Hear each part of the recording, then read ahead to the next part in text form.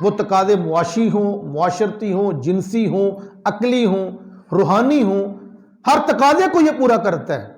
یہ جو دین اسلام ہے، آپ دیکھ لیں کہ دین نے ہمیں ہر چیز کے اندر ہمارا خیال رکھا ہے۔ آپ دیکھیں کہ دین اسلام کا صدقہ ہے کہ ہمارا نسب محفوظ ہے، ہمیں اپنے شجرے کا پتہ ہے، اپنے باپ دادے کا پتہ ہے۔ یورپ میں جا کے دیکھ لو، عرب پتی بھی انگریز ہے لیکن اس کو اپنے نسب کے بارے میں ڈیفینیٹ یقین نہیں، پتہ نہیں باپ کون ہے۔ لیکن دین نے ہمیں نسب ہی ہمارا محفوظ کیا۔ دنیا پہ آئے تو مالک نے ماں باپ کی شفقتوں کا ہمیں اللہ نے حصار عطا کر دیا، اور بعد میں وراثت میں حصہ مل رہا ہے۔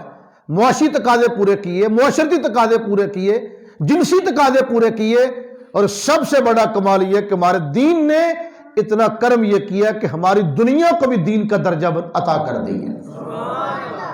یہ جو دین ہے، حضرت علامہ قاضی ثناء اللہ پانی پتی لکھتے ہیں کہ فرط خوف میں ہر درجہ عبادات و ریاضات میں غلو کرنا، یہ رہبانیت ہے۔ جائز اور مباح خواہشات کو ترک کر دینا، یہ رہبانیت ہے۔ مطلب کیا کہ اسلام میں یہ نہیں کہ شادی نہ کرو، نکاح نہ کرو، نہ کھاؤ نہ پیو، نہ رات کو آرام کرو، یہ اسلام نہیں کہتا۔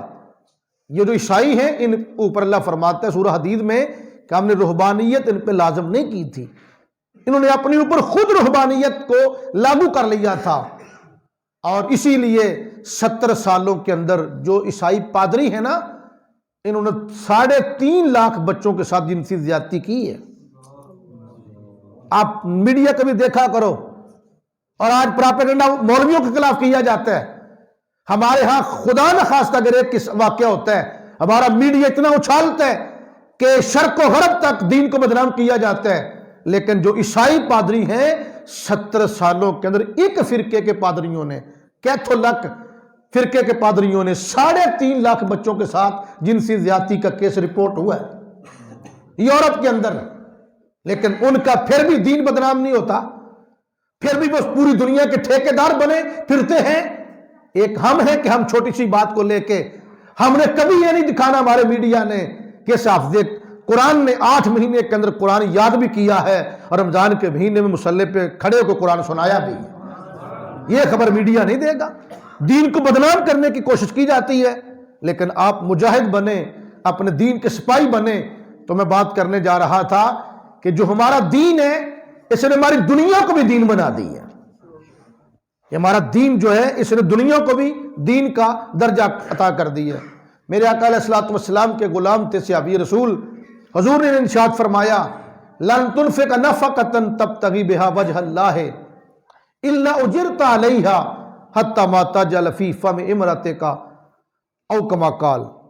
آقا کریم فرماتے میرے غلام، تم جو بھی خرچہ کرتے ہو، جس لحاظ سے بھی تم خرچہ کرو، اور خرچہ کرتے وقت تم اللہ کی رضا کے طلبگار ہوتے ہو، تو اللہ تبارک و تعالیٰ تمہیں اس پر صدقے کا ثواب عطا کرے گا، حتیٰ کہ اگر تم ایک لقمہ روٹی کا کما کر اپنی بیوی کے منہ میں رکھو گے تو اللہ تعالیٰ تمہیں اس پر بھی صدقے کا ثواب بھی عطا کرے گا۔ اس دین کا کمال یہ ہے کہ یہ دین ہماری دنیا کو بھی دین کا درجہ عطا کر رہا ہے۔ حضرات گرامی قدر توجہ فرمائیں، اس دین اتنی بڑی نعمت ہے۔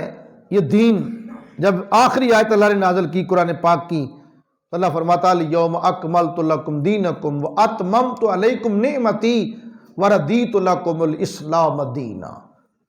اللہ فرماتا آج میں نے تمہارے اوپر اپنا دین مکمل کر دیا، میں نے آج تمہارے اوپر اپنی نعمت پوری کر دی ہے، اور میں نے تمہارے لیے دین اسلام کو پسند کی ہے۔ رضیت لکم الاسلام دینا۔ تو ایک یہودی نے کہا تھا کہ مسلمانوں، اگر یہ آیت ہمارے اوپر نازل ہوتی تو ہم اس دن کو یوم عید مناتے۔ تو صحابی رسول ابن عباس نے فرمایا کہ تم ایک عید کی بات کرتے ہو، جب یہ آیت اتری تھی تو ہم نے ڈبل عید اس دن منائی تھی۔ اس نے یوم عرفہ تھا اور جمعے کا دن تھا، فرمایا ایک جمعے کا دن ہے، ایک عرفے کا دن ہے، مان لی تو ڈبل عید تھی۔ تو اللہ نے اتنی بڑی نعمت ہمیں عطا کی دین اسلام کی شکل میں، تو آج ہم نے اس کی قدر کیا کی؟ اپنے گریبان میں جھانک کے دیکھیں، اپنے اندر دیکھے کہ ہم نے اس دین کی کیا قدر کی۔ اللہ اکبر۔ حضرت عبادہ بن صامت رضی اللہ تعالیٰ عنہ آپ بیان فرماتے ہیں کہ بایعنا رسول اللہ صلی اللہ علیہ وآلہ وسلم علی السمع فی النشاط والکسل وعلی النفقۃ فی العسر والیسر وعلی الامر بالمعروف والنہی عن المنکر وعلی ان نقول فی اللہ تعالی ولا نخاف لومۃ لائم او کما قال۔ صحابی رسول کا فرمان سنیں، یہ بھی حدیث کا درجہ رکھتا ہے۔ حضور کے سامنے صحابی کو بات کریں، حضور خاموشی اختیار کریں تو اس کو حدیث تقریری کا درجہ مل جاتا ہے۔ صحابی بیان کرتے ہیں کہ ہم نے حضور کی بیعت کی۔ کیا بیعت کی؟ بایعنا رسول اللہ صلی اللہ علیہ وآلہ وسلم علی السمع فی النشاط والکسل۔ دیکھیں صحابی رسول بیان کرتے ہیں کہ ہم نے حضور کی بیعت کی کہ ہم یا رسول اللہ تمہاری اطاعت کریں گے، چاہے ہم خوش ہوں یا ہم پریشان ہوں، ہمارے اندر چستی ہو یا سستی ہو، حالت کوئی بھی ہو، یعنی کہ ہم خوش ہوں یا پریشان، خوشی کا موقع ہو یا غمی کا موقع، ہم ہر حال میں آقا تمہاری اطاعت کریں گے۔ اب اپنے گریبان میں جان کے دیکھیں کہ ہم اس پہ پورے اترتے ہیں؟ ہمارا تو قول و فعل میں تضاد ہے۔ اپنے معاشرے میں دیکھ لیں، اگر مرگ کا موقع آتا ہے، مرگ، تو مرگ کے موقع پہ کیا کرتے ہیں کہ ہم اپنے باپ کی وفات کے موقع پہ ہم نے جنازے کا اہتمام کیا، قبر پہ گئے، اذان بھی پڑھائی، حالانکہ قبر پہ اذان پڑھنا نہ سنت موقدہ ہے نہ سنت غیر موقدہ ہے، ایک مستحب امر ہے، کرو تو ٹھیک ہے، نہ کرو تو گناہ کوئی نہیں۔ یعنی کرنے پہ بھی زور نہ دیا جائے اور انکار بھی نہ کیا جائے، یعنی کرنا اور نہ کرنا برابر ہے۔ ہم نے اذان بھی دلوائی، کل کرائے، 40 دن تک میت کی طرف سے کھانا بھی بھیجا کسی مسکین کے ہاں، پھر کل، پھر 10واں، پھر چہلم، یہ سارے جو امور ہیں ان میں سے کوئی فرض نہیں، کوئی سنت موقدہ نہیں، کوئی واجب نہیں، کوئی غیر موقدہ سنت بھی نہیں۔ میں پوچھتا ہوں کہ مرگ کے موقع پہ اتنا کچھ کیا، لیکن بیٹے کی شادی جب آئی تو ہمارے گھر کی پردہ دار خواتین نے، ہماری بہو بیٹیوں نے گلی میں نکل کے بری کپڑے پہن کے رسم حنا کے موقع پہ اگر رقص کیا، ہماری عورتوں کی نمائش ہوئی، بار مردوں کے مجمع میں طوائف بلا کر مجرا کروایا گیا، میں پوچھتا تو نے دین پہ کیا عمل کیا ہے؟ تو نے تو دین کو اپنی مرضی کے مطابق ڈالا ہے، ماں مر گئی تو دین اور ہے تیرے گھر میں، بیٹے کی شادی پہ دین تیرا اور ہے۔ یہ کوئی مسلمانی نہیں، یہ کوئی اسلام نہیں۔ میرے اور آپ کے نبی نے ارشاد فرمایا تھا، لا یؤمن احدکم حتی تتبع ہواہ لما جئت بہ۔ آقا کریم فرماتے تم میں سے کوئی بندہ اس وقت تک مومن ہو ہی نہیں سکتا جب تک اپنے اندر کی خواہش نفس کو میرے اسلام کے تابع نہیں کر لیتا، میرے دین کے تابع نہیں کر لیتا۔ ہم نے دین کو اپنے تابع بنایا ہے، خود دین کے تابع نہیں بنے۔ صحابہ تو کہتے تھے، ہم حضور کی بیعت کرتے تھے کہ آقا ہم خوشی میں ہو یا غمی کے اندر مبتلا ہوں، ہم بات تمہاری مانیں گے۔ رسول پاک کا تو فرمان ہے، ان اعظم النکاح برکتن ایسر معونتن۔ آقا کریم نے فرمایا کہ برکت کے اعتبار سے سب سے اعلیٰ ترین نکاح وہ نکاح ہے کہ جو سادگی کے ساتھ ادا کر دیا جائے۔ آج جب تک نوٹوں کی بارش نہ ہو، پورے محلے کا نیند برباد نہ کرے ساری رات، جب تک ہمارے ہاں کنجر خانہ قائم نہ ہو جائے، ہماری شادی کا مزے میں نہیں آتا۔ تو پھر یہ ذلت بے سبب تو نہیں، ہماری رسوائی بے سبب تو نہیں، ہماری کشم پرسی، مہنگائی، بے روزگاری، یہ رونا دھونا، یہ پریشانیاں، یہ ٹینشنیں اسی لیے نہیں، بے سبب نہیں، ہم ہی دو رنگے ہو چکے ہیں۔ شادی پہ دین اور ہے، مرگ پہ دین اور ہے۔ کسی نے کیا خوب کہا تھا کہ دو رنگی چھوڑ کے یک رنگ ہو جا، سراسر موم ہو جا یا سراسر سنگ ہو جا۔ کعبے کا حج بھی کیا، گنگا کا اشنان بھی، راضی رہے رحمان بھی، خوش رہے شیطان بھی۔ یہ دین کا دوہرا معیار دین قبول نہیں کرتا۔ دیکھیں اللہ قرآن میں ارشاد فرماتا ہے، سورہ بقرہ ہے، اللہ فرماتا بلا من اسلم وجہہ للہ فہو محسن فَلَهُ أَجْرُهُ عِندَ رَبِّهِ وَلَا خَوْفٌ عَلَيْهِمْ وَلَا هُمْ يَحْزَنُونَ کیا ہے؟ یعنی کہ قرآن پاک میں آتا ہے اِنَّ رَحْمَتَ اللَّهِ قَرِيبٌ مِّنَ الْمُحْسِنِينَ، اللہ کی رحمت محسنین کے قریب ہے۔ اور محسن کون ہے؟ غور کریں، رسول اللہ فرماتا ہے بلا کیوں نہیں، من اسلم وجہہ للہ، جس بندے نے اپنا چہرہ اسلام کے لیے، اللہ کے لیے جھکا دیا، جو جھک گیا، قرآن گارنٹی دیتا ہے، اللہ گارنٹی دیتا ہے، وہ محسن، اللہ کہتا حقیقت میں محسن وہی بندہ ہے جس نے اپنے آپ کو جھکا لیا۔ یعنی ہم دین پہ راضی ہوں، اور اگر جو بندہ دین سے بیزار ہے، کچھ لوگ اکثر آج معاشرے میں ملتے ہیں ہر وقت دین کی بدگوئی کرتے رہتے ہیں، دین سے بیزار ہیں، پاکستان سے بیزار ہیں، مسلمانوں سے بیزار ہیں، علماء سے بیزار ہیں، ان کی بیزاری ان کو جہنم میں لے جائے گی۔ یہ بات یاد رکھیں۔ ایک دن میرے آقا علیہ الصلوۃ والسلام سے صحابہ نے منافقین نے حضور سے علم کے بارے میں باتیں پوچھیں، حضور کے علم پہ نکتہ چینی کی، میرے آقا جلال میں آ گئے۔ بندے موبائل پھڑی جاندے تو باہر نکلی جاندے نے، کرکٹ دا میچ تے کتے مسئلہ بن گیا کدھر ساڈے واسطے، یہ ساری حالت ہے نا۔ یعنی بیٹھے مسجد تے نے دھیان ٹی وی والے کرکٹ والے، وہ لوگ ہوتے تھے میں یہاں میرا دل مدینے میں ہے لیکن ہم یہاں مسجد میں ہیں، دل ہمارا ٹی وی میں ہے۔ کیسے لوگ ہیں یار، اللہ ہدایت عطا کرے۔ اور میں بھی جاتا رہتا ہوں اپنے محلے میں، دیگر دیکھتا ہوں کچھ 50 100 بندہ ٹی وی کی سکرین پہ کھڑا ہے۔ میرے ساتھی میرے ساتھ ہیں، میں ان دن کہہ رہا تھا گزر رہے تھے، میں نے کہا 1.5 لاکھ روپے لگا کے بھی جلسہ کرا لو نا، اتنے بندے وہاں بھی اکٹھے نہیں ہوتے جتنے چائے والے کھوکے پہ اکٹھے ہیں، اور میچ میں جو ہے ٹکٹ ہی لگا کے دیکھ رہے ہیں۔ یہ تمہاری حالت ہے۔ کسی نوجوان سے پوچھ لیں، پوچھیں وضو کے کتنے فرض ہیں، پتہ ہی کوئی نہیں، غسل کے فرض کتنے، پتہ کوئی نہیں، نماز کے فرض کتنے، پتہ کوئی نہیں، لیکن کرکٹروں کے نام پوچھ لو، سارے کرکٹروں کے نام تمہیں فر بتائیں، دنیا بھر کے کرکٹروں کے ناموں کا پتہ ہے لیکن نماز کے فرائض کا پتہ ہی کوئی نہیں۔ یہ تمہاری حالت ہے نا کہ ہم نے تو دین بنایا تماشا، جب دل آیا دین کی طرف آ گئے، جب مرضی آئی اپنی مرضی پہ اتر آئے۔ یہ دین کوئی دین نہیں۔ اللہ کیا فرماتا ہے، بلکہ میں عرض کر رہا تھا منافقین نے حضور کے علم پہ اعتراض کیا، میرے آقا غصے میں آ گئے، جلال میں آ گئے۔ حضور فرماتے ہیں منافقو تمہارا جو جی کرتا مجھ سے پوچھو، آج میں اپنی جگہ سے اٹھوں گا بعد میں، لیکن تمہارے سوال کا جواب پہلے دوں گا۔ جب حضور غصے میں آ گئے، کسی نے اپنے باپ کے بارے میں پوچھا، حضور نے بتا دیا۔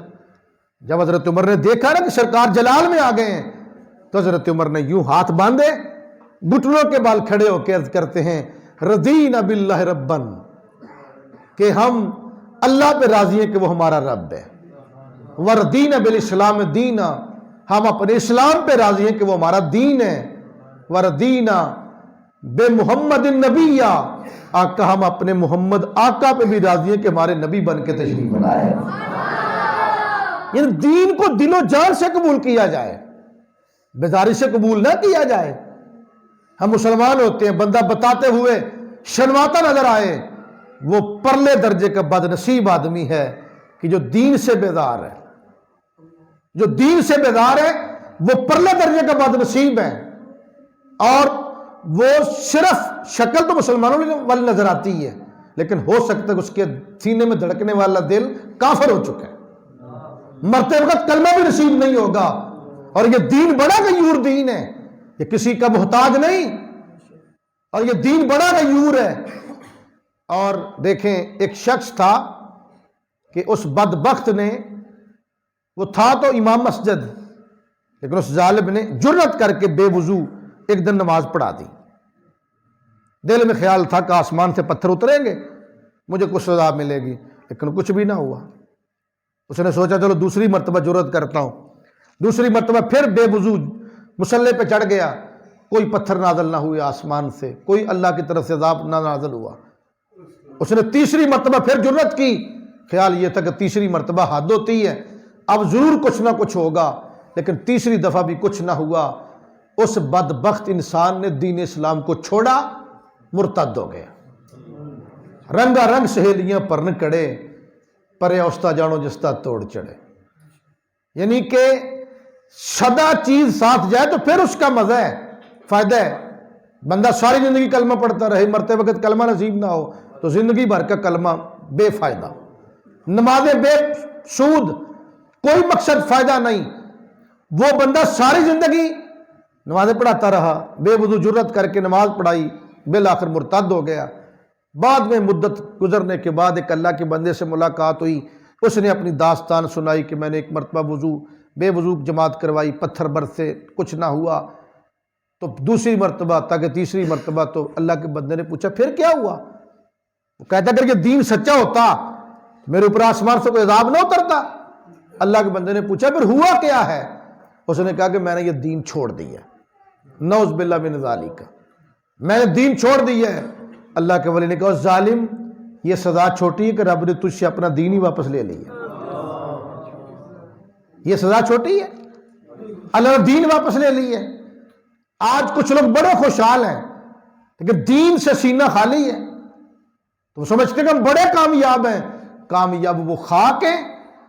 4 صدیوں تو فرعون نے بھی حکومت کی تھی، اس کے سر میں درد بھی نہ ہوا تھا، گیا دنیا سے تو لعنت کھٹ کے گیا، لعنتوں کا توق گلے میں ڈال کے گیا ہے، ابدی جہنمی بن گیا ہے۔ اس لیے یہ دعا کیا کرے کہ مالک پروردگار ہمیں اپنے دین کی محبت عطا کرے، اللہ دین کا پیار عطا کرے، اور دین کی جو ہے سربلندی کے لیے کوشش کیا کریں۔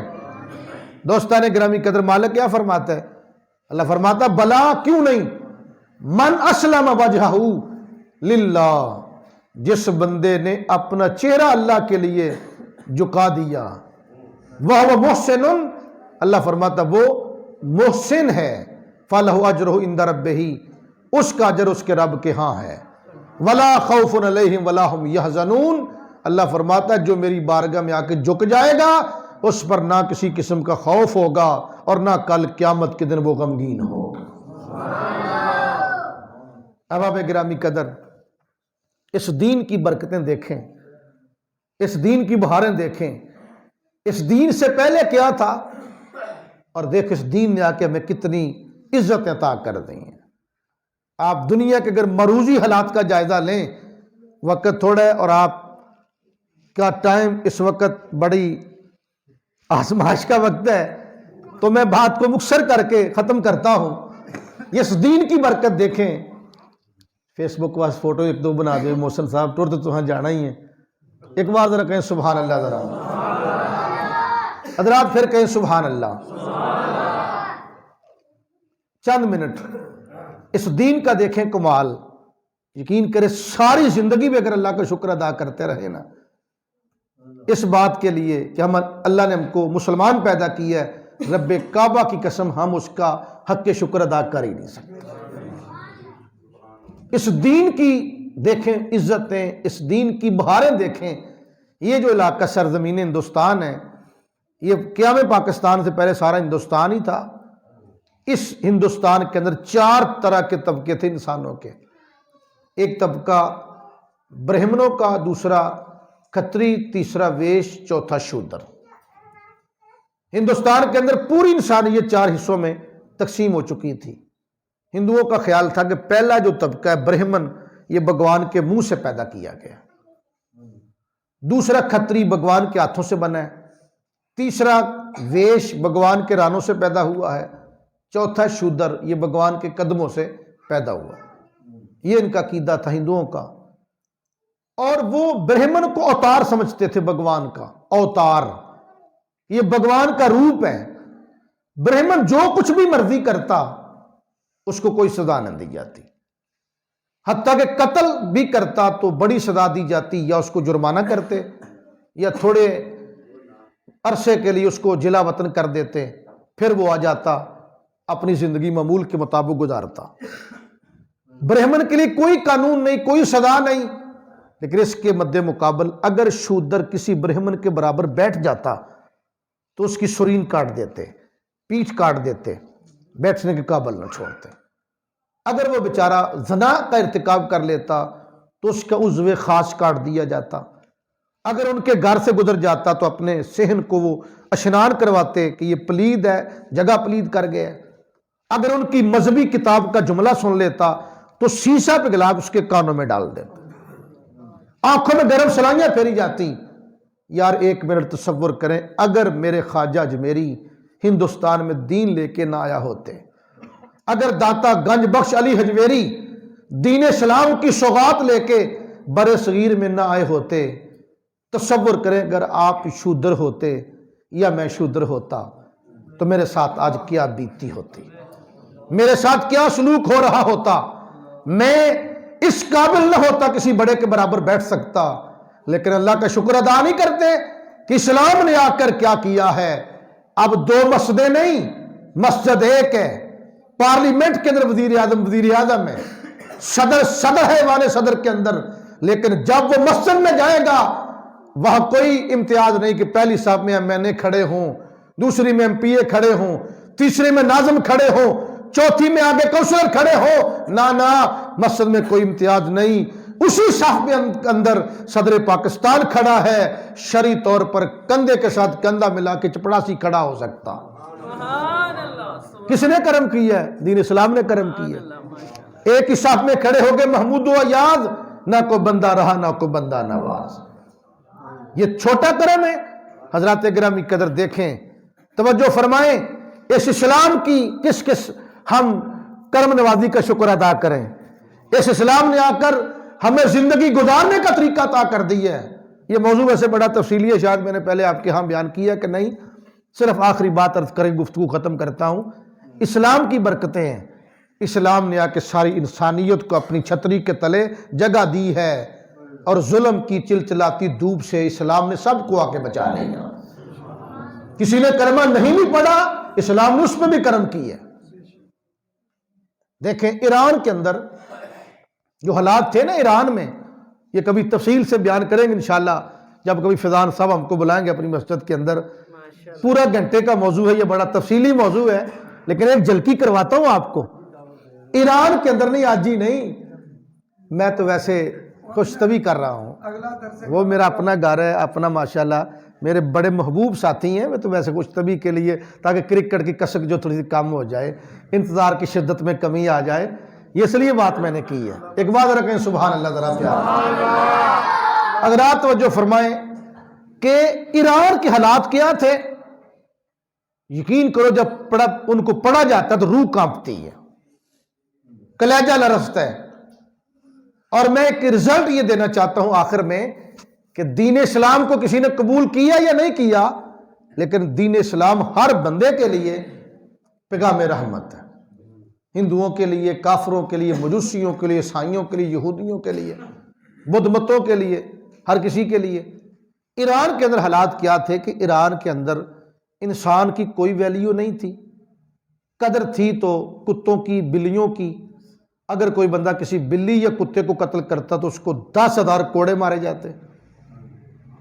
اگر انسان مر جاتا تو ان کا خیال یہ تھا کہ یہ مرنے والا پلید ہے، مٹی پاک ہے، مٹی میں دفن نہ کرتے، پانی کو پاک سمجھتے، پانی میں نہ بہاتے، آگ میں نہ جلاتے۔ کیا کرتے کہ انسانوں کی لاشوں کو اٹھاتے، جا کے جنگلوں کے اندر درختوں کے ساتھ باندھ کے آ جاتا، انسانی لاشوں کو کتے، چیلیں، کوے نوچ نوچ کے کھا جاتا۔ جنگلوں کے اندر ڈھیروں ڈھانچے نظر آتے، سینکڑوں ڈھانچے نظر آتے انسانی لاشوں کے۔ اور پھر جب ان کا کوئی بندہ مجرم، جو ان کا حکومتی مجرم ہوتا، باغی حکومت کا، اس کو جو سزا دی جاتی، آپ تصور کریں تو آپ کانپ اٹھیں۔ وہ کیا کرتے، کبھی تو اس بندے کی آدھے چہرے کی کھال ادھیڑ کے نا، ہڈی ننگی کر کے اوپر تیل چھڑک کے آگ لگا دیتا، کبھی شیشہ پگھلا کے کانوں میں ڈالا جاتا، کبھی سرکہ نتھروں میں ڈالا جاتا، گرم سلائیاں کر کے آنکھوں میں پھیری جاتی۔ کسی مجرم کے پہلے ہاتھ کاٹے جاتے، پھر پاؤں کاٹے جاتے، پھر کلائیوں تک جو ہے بازو کاٹے جاتے، پھر گھٹنوں تک ٹانگیں کاٹی جاتی، آخر میں سر قلم کیا جاتا۔ کبھی ہاتھی کے نیچے بندے کو رہ کے اوپر سے ہاتھی کا پاؤں رکھا جاتا، بندے کا انجر پنجر باہر نکل جاتا۔ کبھی دیواروں کے نیچے ڈال کے دیواریں اوپر چن دی جاتی، کبھی ان کو چوہوں اور بچھوؤں والے کنویں میں ڈال دیا جاتا، کبھی جو ہے سزا دی جاتی تو اس کو عمارت سے گرا دیا جاتا۔ ایسی دردناک سزائیں دی جاتی کہ جن سے روح لرزتی ہے۔ لیکن مجھے بتائیں، آج دنیا کی کسی جیل کے اندر یہ سزا دی جاتی ہے؟ نہیں دی جاتی۔ میرا آپ سے دوسرا سوال یہ ہے کہ کیا یہ سزائیں ختم ہوئی ہیں تو آئنسٹائن کا صدقہ ختم ہوئی ہیں یا نیوٹن نے ختم کی ہیں یا فلاطون نے ختم کی ہیں، یا ارسطو نے ختم کروائی ہیں، یا سقراط اور بقراط نے ختم کروائی ہیں۔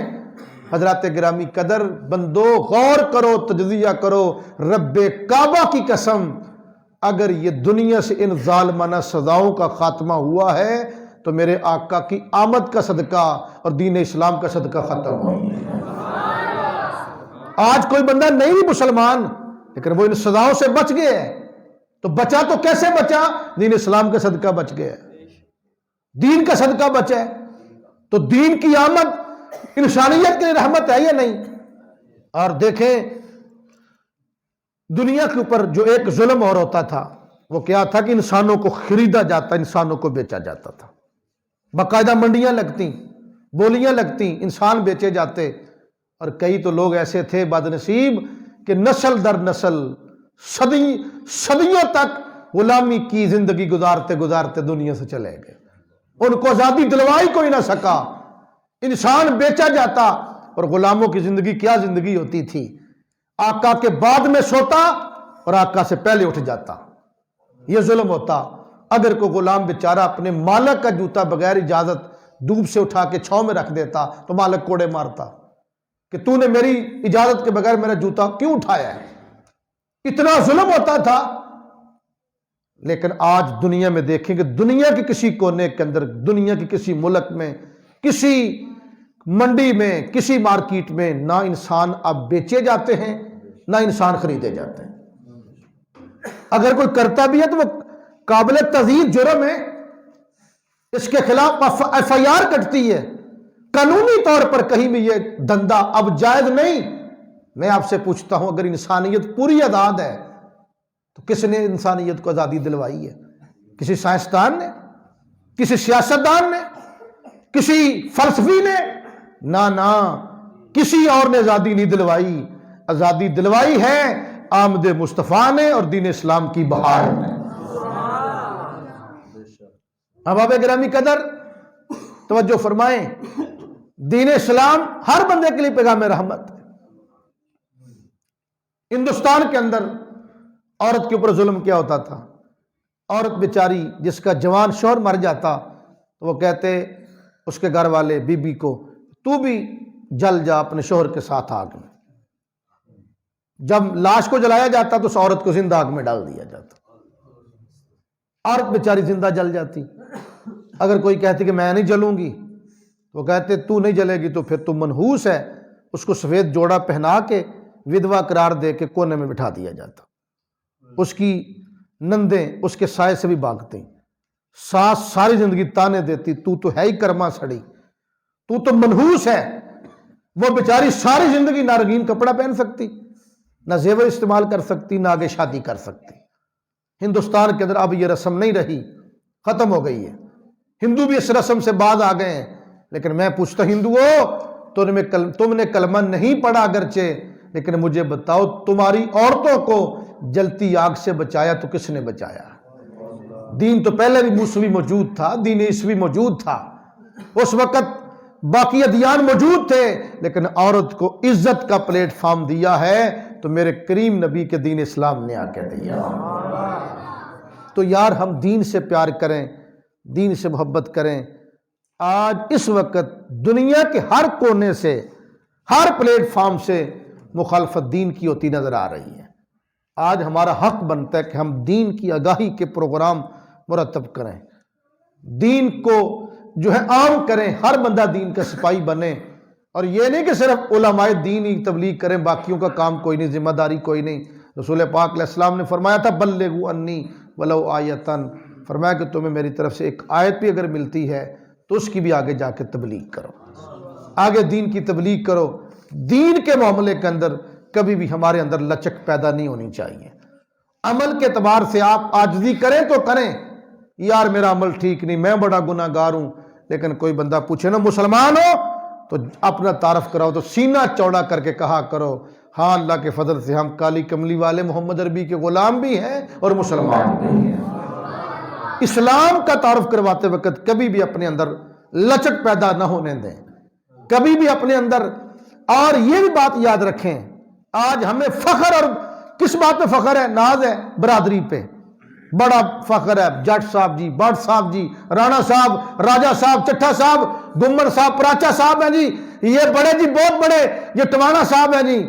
برادریوں پر مان نہ کرو، برادریوں میں فخر نہ کرو۔ اگر فخر کرنا ہے تو کس بات پہ فخر کرو کہ ہم کالی کملی والے محمد عربی کے غلام لگتے ہیں، ہم مسلمان ہوتے ہیں۔ برادریوں میں فخر نہیں کرنا چاہیے۔ اور یہ بھی حدیث سن لیں، میرے رسول پاک نے فرمایا تھا کہ جو بندہ اپنے کفار آباء و اجداد پہ فخر کرتا ہے، آقا کریم فرماتے اس کی ویلیو اللہ کے ہاں گوبر کے کالے کیڑے جتنی بھی نہیں ہے۔ احوانا علی اللہ من الجیلان کے لفظ حدیث میں، احوانا علی اللہ من الجیلان، فرمایا کہ جس نے اپنے کفار والدین پہ فخر کیا وہ اللہ کے ہاں گوبر کے کالے کیڑے سے بھی کم تر ہے۔